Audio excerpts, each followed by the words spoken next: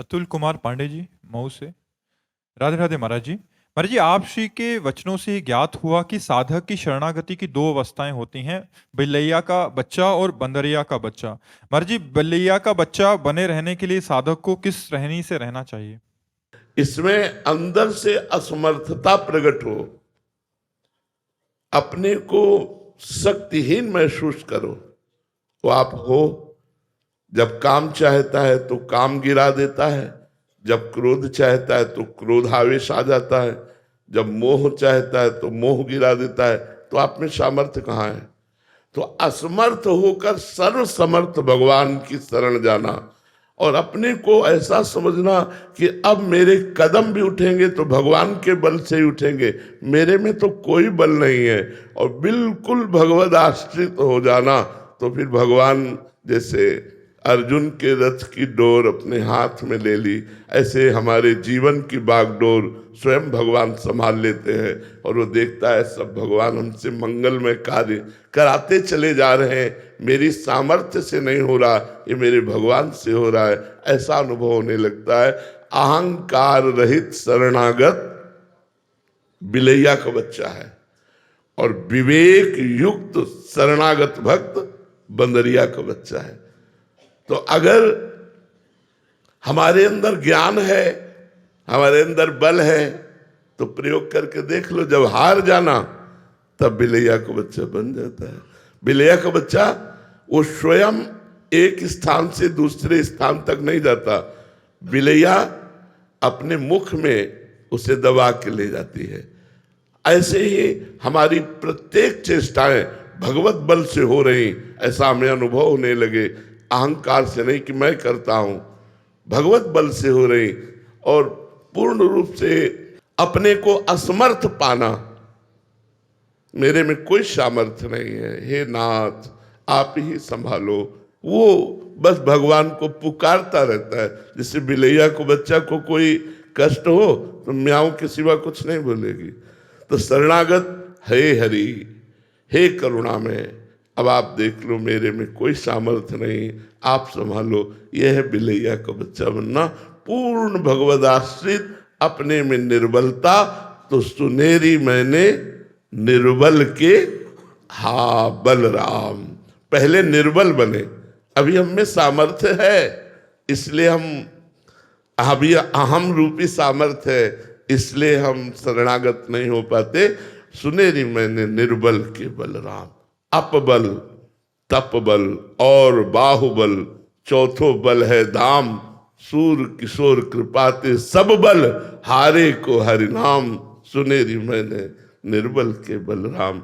जब हम निर्बल हो जाते हैं, मेरे में कोई सामर्थ्य नहीं, तो भगवत शरणागति से भगवत बल प्रकाशित हो जाता है। समझ पा रहे आप?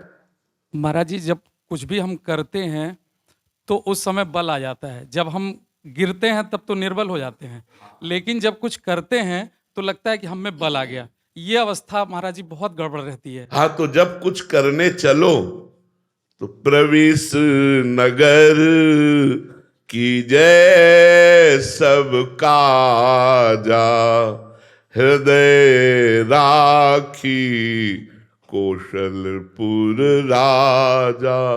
कोई भी कार्य करने चलो तो पहले भगवान को प्रणाम करो मन से, और हे प्रभु आपके द्वारा प्रेरित ये कर्तव्य कर्म करने जा रहा हूं, वो आप ही संभालिएगा। तो गिरेंगे ही नहीं, गिरेंगे ही नहीं। हनुमान जी लंका में प्रवेश कैसे कर रहे? भगवान को हृदय में रख करके फिर लंका में प्रवेश कर रहे। हम कोई भी कार्य अपने घर से निकले तो पहले भगवान का ध्यान करें, फिर कदम बाहर निकाले। नाम जप करते हुए, भगवान का स्मरण करते हुए जब हम कोई कार्य करते हैं तो फिर माया या विघ्न हमें परास्त नहीं कर पाते, हम हारते नहीं।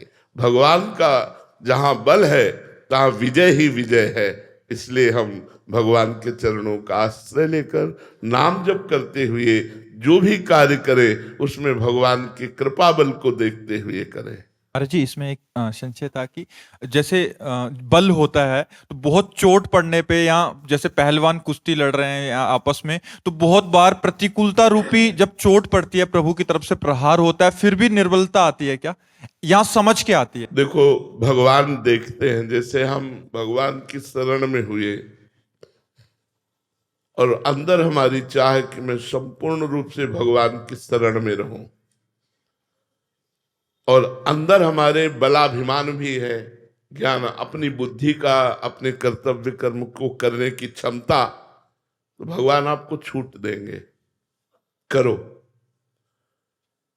और जब आप करके हार जाएंगे तब आपकी शरणागति होगी। जैसे भगवान साथ ही है, और जरासंध से भीम को युद्ध करने के लिए प्रेरित किया, मारो इसको, मल्ल युद्ध के द्वारा इसका अंत कर दो। कई दिन तक युद्ध होता रहा। भीम वायुपुत्र, भगवान वायुदेव के पुत्र हैं, हनुमान जी के भ्राता है, तो बल में कोई कमी नहीं, और वो वरदानी जरासंध कोई साधारण नहीं, 20,000 राजाओं को तो कैद किए था भैरों की बलि देने के लिए। 20,000 राजाओं को भगवान से भीम जी ने कहा इशारे से कि प्रभु, जरासंध की मार से मेरा रग रग टूट रहा है, मेरी वश नहीं कि मैं इसे मार सकूं। भगवान ने कहा प्रयास करके देखो, आप निराश मत हो।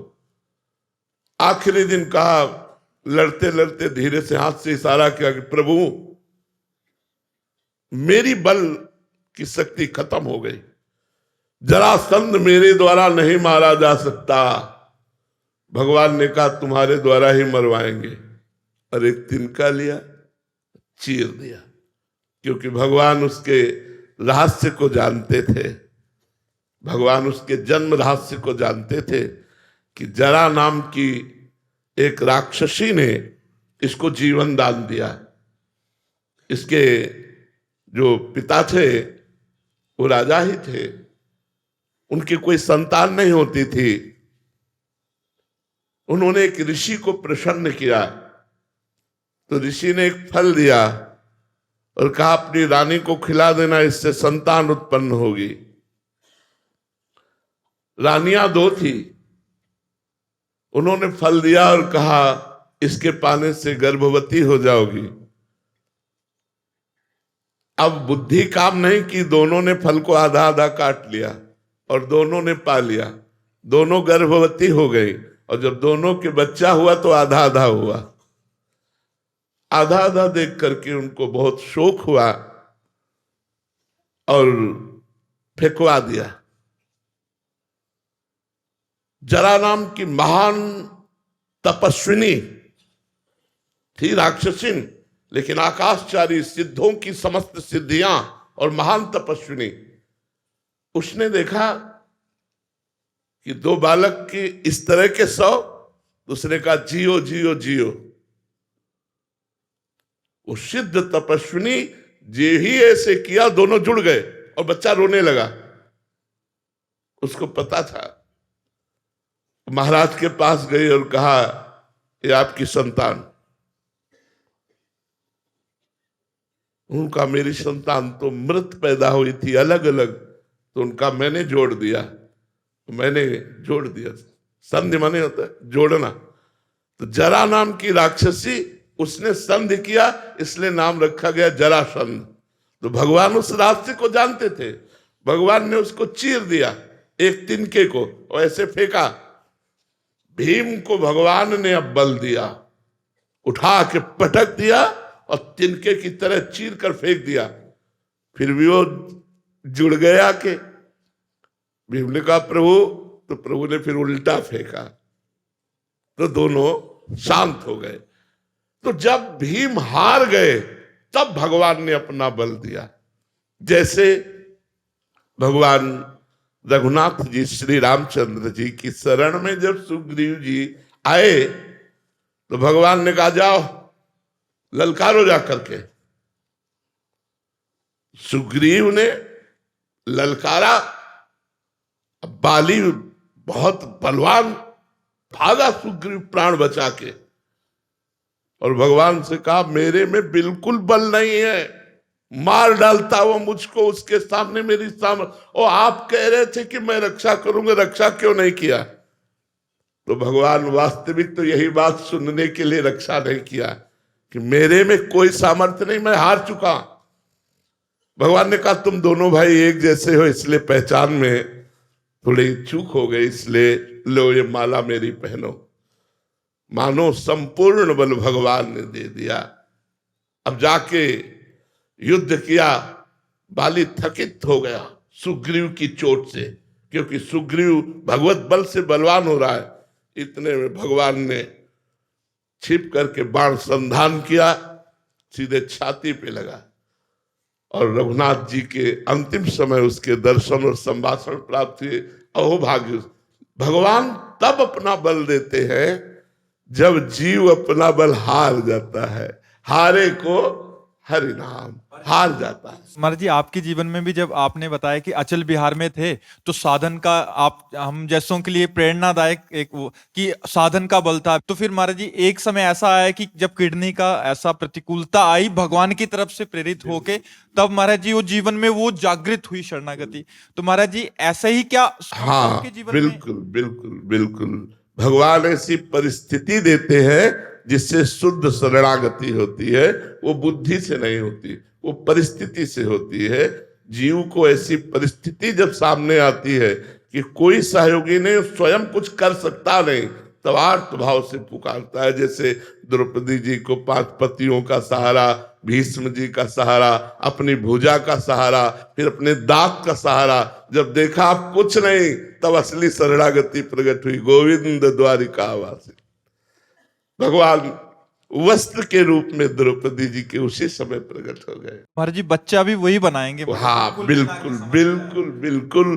शुद्ध शरणागति भी भगवान ही हमें देंगे, भगवान ही हमें शुद्ध शरणागत बनाएंगे। हम तो केवल ऐसे हैं, ऐसे हैं। असमर्थ, निर्बल सब वही करेंगे, सारा काम उन्हीं का है महाराज। बिल्कुल, असलियत समझ में भगवान के द्वारा ही आएगी कि मेरे में कोई सामर्थ्य नहीं।